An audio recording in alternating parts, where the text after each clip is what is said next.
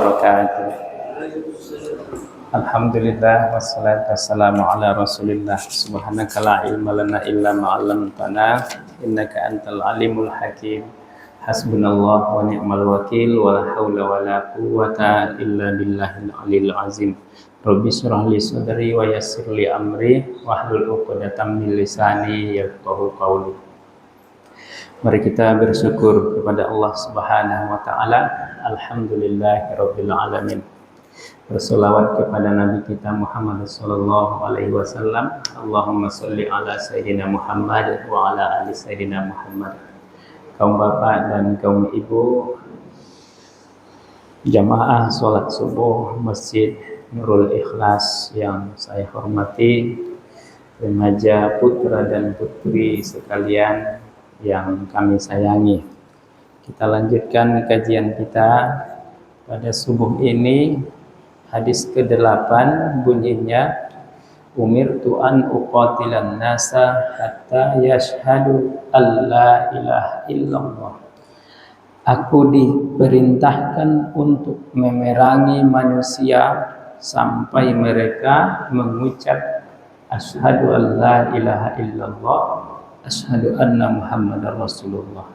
Yuqimus sholat, mendirikan sholat, wa yu'tuz zakah, dan membayar zakat. Fa idza fa'alu dzalika asamu minni dima'ahum.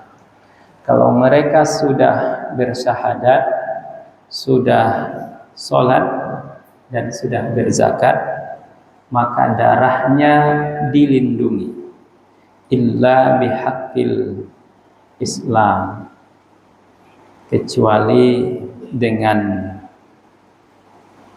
hak Islam. Islam telah melindunginya, kecuali ada aturan Islam yang mereka langgar, yang membuat mereka dihalalkan darahnya. Wa hisabuhum 'alallahi ta'ala, dan perhitungan mereka di atas pada Allah Subhanahu wa taala. Kalau orang sudah mengucap dua kalimat syahadat, asyhadu an la ilaha illallah, asyhadu anna muhammadar rasulullah, didirikannya sholat, dibayarnya zakat, persoalan apa sesungguhnya yang ada di hatinya itu bukan lagi urusan kita, tapi urusan Allah Subhanahu wa taala. Pembenci-pembenci Islam banyak yang menuduh Islam ini kejam. Islam disebarkan dengan pedang. Apakah benar Islam kejam? Apakah benar Islam hobi berperang? Bapak Ibu sekalian, mari kita lihat.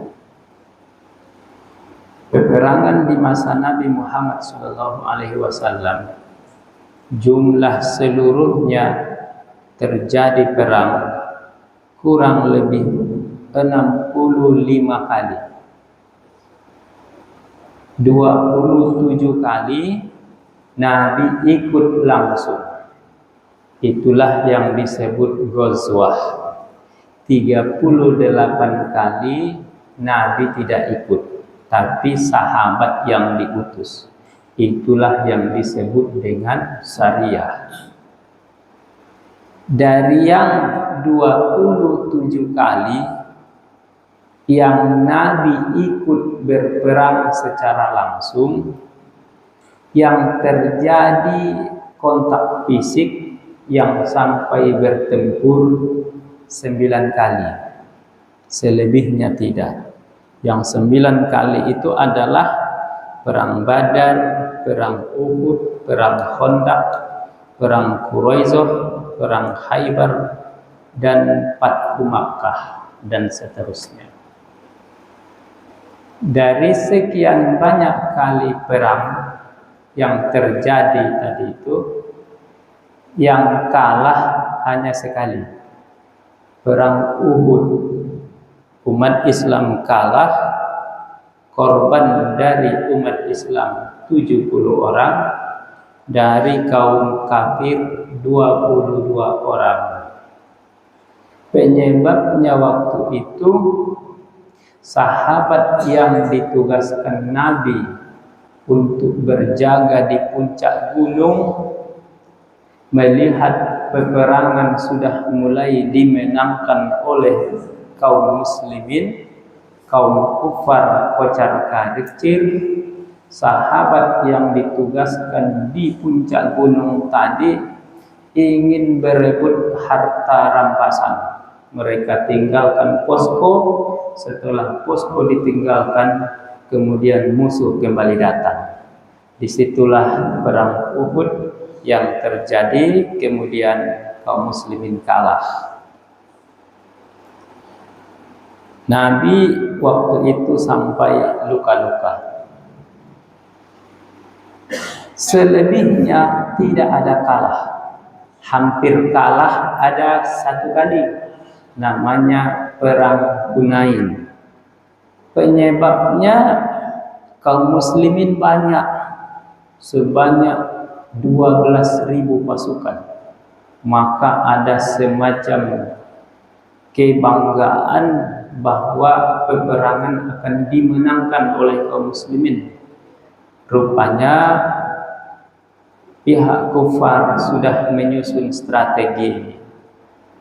Dikepungnya kaum muslimin, setelah itu baru disergapnya. Kaum muslimin pun kocar kacir, hampir meninggalkan peperangan dan kalah. Akan tetapi akhirnya fokus kembali, kemudian melawan lagi, dan peristiwa itu tidak jadi kalah. Kaum muslimin tidak jadi kalah. Korban dari pihak kaum muslimin sebanyak 4 orang, dari kaum kufar sebanyak 150 orang. Itulah peristiwa perang di masa Nabi. Dalam peperangan yang sekian kali itu, yang 9 kali Nabi Muhammad ikut dan terjadi pertempuran, dan Nabi kita adalah pemimpin paling depan, ikut langsung berperang. Pertanyaannya, adakah orang yang dibunuh oleh Nabi selama ikut berperang? Bapak Ibu yang berbahagia, tidak ada satupun. Yang dilukai ada, namanya Ubay bin Khalaf. Pada waktu perang Uhud bersumpah ingin membunuh Nabi, kemudian Nabi melukainya dan tidak sampai meninggal. Meninggalnya dalam perjalanan pulang. Itulah Ubay bin Khalaf. Kalau begitu, benarkah Nabi suka berperang dan suka membunuh? Tidak. Ada seorang kafir yang bernama Duksur. Diancamnya Nabi akan dibunuh. Mayyamna'uka minni ya Rasulullah. Siapakah yang akan menjagamu dari tebasan pedang ini, hai Muhammad? Lalu dijawab Nabi, Allah. Ucapan Nabi mengatakan Allah, tangan Duksur bergetar, pedangnya pun jatuh, lalu pedang itu diambil oleh Nabi.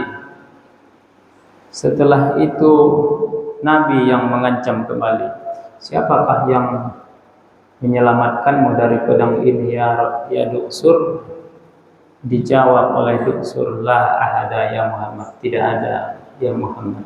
Asyhadu an la ilaha illallah, asyhadu anna Muhammad. Mengucap 2 kalimat syahadat, dia kemudian tidak jadi ditebas. Bapak Ibu yang berbahagia, dari situ saja sudah terbantah apakah Islam suka berperang, tidak suka berperang. Mengapa terjadi perang? Peperangan yang terjadi dalam rangka mempertahankan posisi karena diserang, karena diancam, karena dimusuhi, karena membela diri. Bapak Ibu yang berbahagia, apabila sudah mengucap 2 kalimat syahadat, sudah mendirikan sholat, sudah membayar zakat, maka dipeliharalah hak mereka, hak hidup mereka tidak boleh diperangi. Ada orang yang mengucap 2 kalimat syahadat, tapi hanya di lidah. Orang-orang kafir Quraisy yang menyembah berhala, ma na'buduhum illa liyuqarribuna ilallahi zulfa. Kami tidak menyembah berhala kecuali supaya membuat kami dekat dengan Allah sedekat-dekatnya. Itu kafir Quraisy, rupanya ada yang mengucap la ilaha illallah. Cuma mereka menyembah berhala.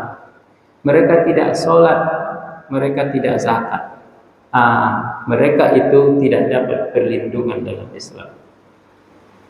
Setelah Nabi wafat, ada kaum muslimin yang membelot, tidak mau membayar zakat dan tidak mau sholat, padahal mereka bersyahadat itu halal darah mereka. Itulah yang terjadi peperangan di masa Abu Bakar untuk melawan orang-orang yang ingkar membayar zakat, tidak mau membayar zakat. Mengapa mereka diperangi? Karena mereka telah dikategorikan murtad, orang yang telah pindah dari agama Islam. Selebihnya kaum bapak dan kaum ibu sekalian, Islam adalah agama yang damai, tidak suka pertumpahan darah. Maka itu ar-rahimuna yarhamkumur rahman, irhamu man fil ardi yarhamkum man fis sama. Orang-orang yang pengasih akan mendapat kasih dari yang maha kasih. Oleh sebab itu, kasihilah apa yang ada di bumi, supaya kamu mendapat kasih dari yang maha pengasih, supaya kamu mendapat kasih dari langit. Maka tidaklah benar tuduhan orang-orang pembenci Islam bahwa Islam kejam, Islam haus darah. Bahkan apabila sudah mengucap 2 kalimat syahadat, sudah sholat, sudah zakat, mereka adalah saudara kita. Tapi mereka tidak sealiran dengan kita, meskipun tidak, tapi mereka adalah saudara kita, asalkan telah memenuhi yang tadi itu. Bapak Ibu yang berbahagia, demikian kajian kita pagi ini.